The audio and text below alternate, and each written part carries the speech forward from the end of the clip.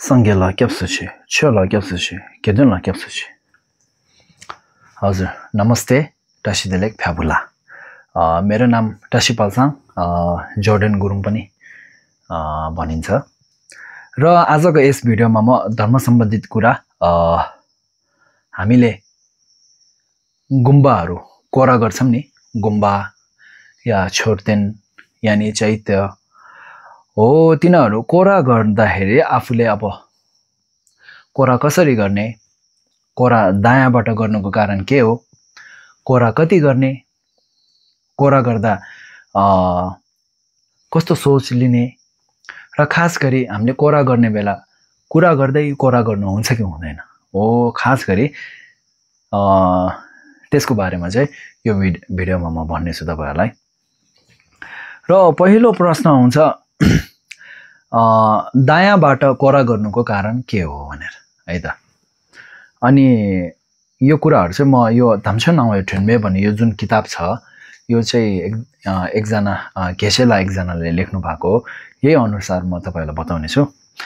र उहाँले यहाँ लेख्नु भएको छ कि दायाँबाट कोरा गर्नुको कारण के हो भनेर त्यस्तो खास प्रश्न चाहिँ उहाँले पनि भेटाउनु भएन भनेर लेख्नु भएको छ तर पनि क्याल्से शिवालहा यानी शान्तिदेवले भन्नु भएको छ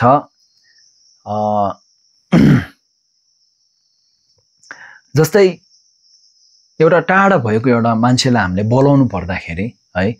हामीले अब हात यस्तो हलाएर बोलाउँछ नि त हैन त्यो बोलाउँदाखेरि पनि तपाई दायाँ हातले चाहिँ हात दिनु भनेर भन्नु भएको छ है त है बायाँ हातले नगरी दायाँ हातले हामी यस्तो गरेर बोलाउनु भन्नु भएको छ र किन भन्दाखेरि खास गरी जस्तै हाम्रो समाजमा पनि जस्तै अब खाना पस्काउँदाखेरि हैन कसैलाई खाना हालिदिँदाखेरि चाहिँ बायाँ हातले हाल्दाखेरि चाहिँ लाइक अब अलिकति नराम्रो मान्ने अलाछिन मान्ने गरिन्छ हैन र दायाँ हातले हाल्नुपर्ने हुन्छ त्यसैगरी धेरै चीजहरु समाजमा दायाँबाट गरिने चीजहरुलाई असल राम्रो मानिन्छ नि हो त्यस्तै कारण चाहिँ अनि हामीले कोरा गर्दाखेरि पनि दायाँबाट गर्नुको कारण त्यस्तो हुनु भनेर लेख्नु भएको छ यता है त र अर्को कुरा हामीले अनि कोरा गर्दा गुम्बाहरु कोरा गर्दाखेरि कति कोरा गर्ने त हैन कति पल्ट कोरा गर्ने भन्ने आइन्छ त्यसको प्रश्न लेख्नु भएको छ तपाईले गर्न सक्नुहुन्छ भने यति गर्न मिल्ने यति गर्न नमिल्ने भन्ने छैन हैन र तपाईले जति गर्न सक्नुहुन्छ त्यति गर्ने र खास गरी आफूले एक पल्ट जस्तै अब गुम्बाहरु कोरा गर्न जाँदाखेरि सकेसम्म 3 पल्ट कोरा गर्ने है त हजुर 3 पल्ट कोरा गर्नु पर्ने चाहिँ अब गौतम बुद्धले भन्नुभएको मतलब गौतम बुद्धको त्यो सूत्रहरुमा लेख्नु भएको छ र अर्को कुरा कोरा गर्दाखेरि के पढ्नु पर्छ त हैन र कोरा गर्दाखेरि हामीले के पढ्ने भन्दाखेरि अब त्यो मैले पहिलाको भिडियोमा ढोक गर्नेको भिडियोमा भने चाहिँ सांगे छेजोमा पढ्नु भए पनि हुन्छ सांगे छेजोमा माने सांगे छेदो छोग्यु छौनमा छौछु बर्दो थाने क्याप्सु छ तगी छिजो के बेसनम ठोला फेन्ज सांगे ठोपर छौ भनेर यो पढ्दै यो जान्नु हुन्छ भने यो पढ्दै कोरा गर्नु होला यदि यो जानु हुन्न भन्ने पनि मानी गर्दै अनि कोरा गर्नु भए पनि हुन्छ ओम मानी पेमे भन्दै त्यसैगरी अरु धेरै त्यस्तो मन्त्रहरु छन् है त्यो मन्त्रहरु तपाईले जान्नुहुन्छ भने त्यो मन्त्रहरु जप्दै अनि कोरा गर्नु भए हुन्छ र कोरा गर्दाखेरि कस्तो सोच हुनुपर्छ हैन र र म पनि मान्ने गर्छु यो हाम्रो बुद्ध धर्ममा चाहिँ तपाईले जस्तै धर्मको काम गरोस् है जस्तै कर्म गरोस् त्योमा चाहिँ तपाईं सबभन्दा महत्त्वपूर्ण चाहिँ हाम्रो सोच चाहिँ रहेछ भनेर चाहिँ गौतम बुद्धले भन्नुभएको छ र त्यसैगरी यो कोरा गर्दाखेरि पनि देख्दाखेरि धर्मको कार्य धर्मको कर्म एउटा भए पनि यदि तपाईँले राम्रो सोच लिनु भएन भने त्यो धर्मको कर्म नभइकन अधर्म यानि पापको कर्म भइजान्छ है। त्यसैले हामीले आफ्नो सोचमा चाहिँ एकदमै ध्यान दिनुपर्छ है। र त्यसो भन्दै कोरा गर्दाखेरि कस्तो सोच लिनु पर्यो भन्दाखेरि हामीले आफू मात्र नभए आफू र अरू प्राणीहरू सम्पूर्ण प्राणीहरूलाई सुख पाउन्, दुःख नहुन् हैन, सोचेको पुरा हुन् भन्ने त्यस्तो सोच लिएर चाहिँ हामीले कोरा गर्नुपर्ने हुन्छ है त। र अब मेन कुरा चाहिँ अब आउँदैछ, खास गरी कुरा अघि मैले भने चाहिँ कोरा गर्दाखेरि गुम्बा होस् या चैत्य होस् हैन, छोर्तेनहरू होस्, कोरा गर्दाखेरि हामीले कुरा गर्दै कोरा गर्नुहुन्छ कि हुँदैन भनेर।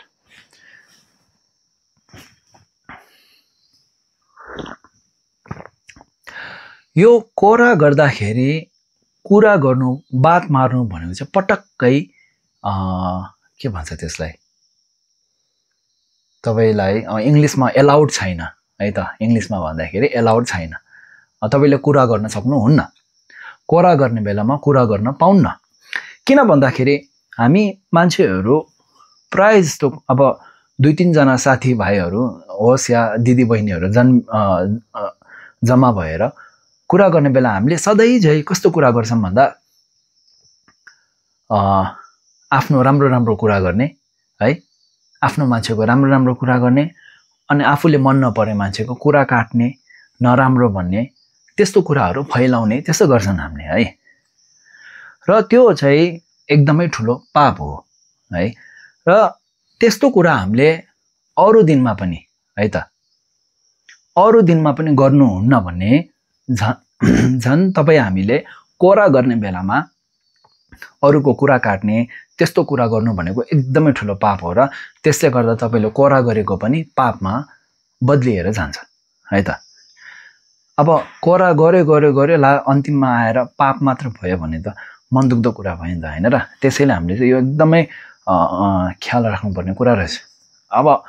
आज म कोरा गर्न जान्छु भनी मनले ठानिसकेपछि चाहिँ त्यो अनुसार आफूले मानी जप्दै होस् या सांगे छोजोमा पढ्दै होस् या है, अनि अरू मन्त्रहरू पढ्दै तपाईले ध्यान दिएर कोरा गर्नु पर्यो है त।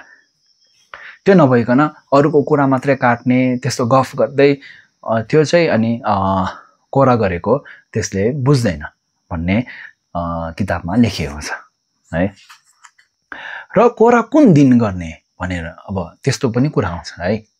कुन चाहिँ दिनमा कुरा गर्नु, कुन चाहिँ दिनमा कोरा नगर्नु रे हैन भन्दाखेरि त्यस्तो कुनै दिन छैन। मतलब तपाईले सक्नुहुन्छ भने दैनिक जीवनमा सधैँ चाहिँ तपाईले कोरा गर्नु है एकदम आवश्यक। र खास गरी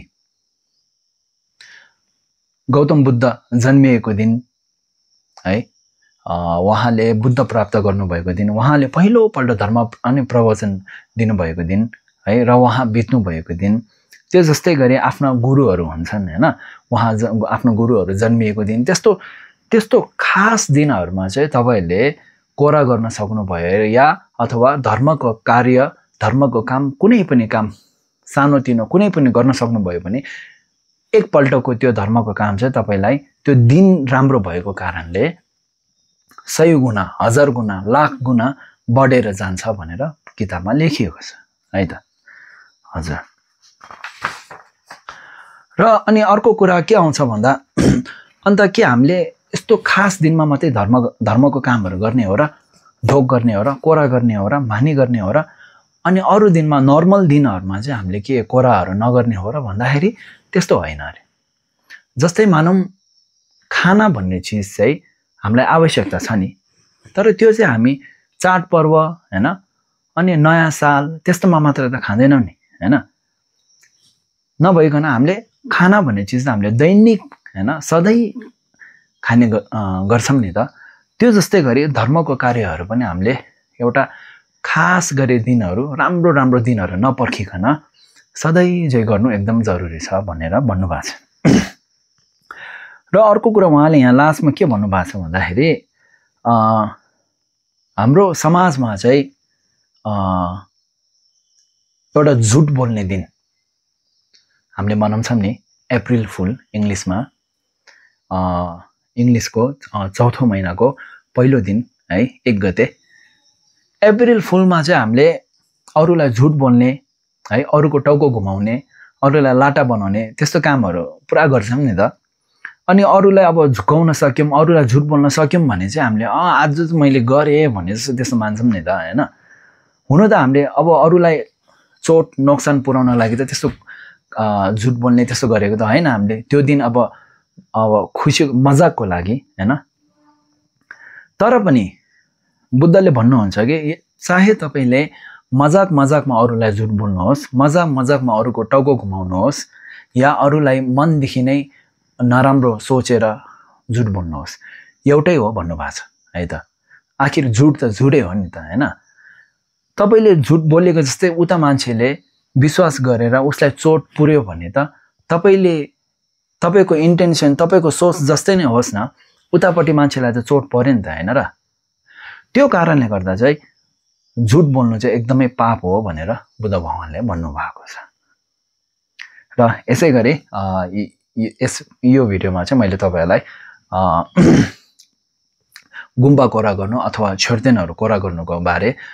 एकदम छोटकरी जानकारी दिएको छु र आशा छ केही कुरा जान्नु भयो होला र केही कुरा गलत भनेको छु भने माफ गर्नु होला तल कमेन्टमा लेख्नु होला र अर्को भिडियोमा तपाईलाई धर्मको बारे केही कुरा जान्नु मन छ भने कमेन्टमा लेख्नु होला भनेर हस्त अनि बिदा माग्दछु तसितेले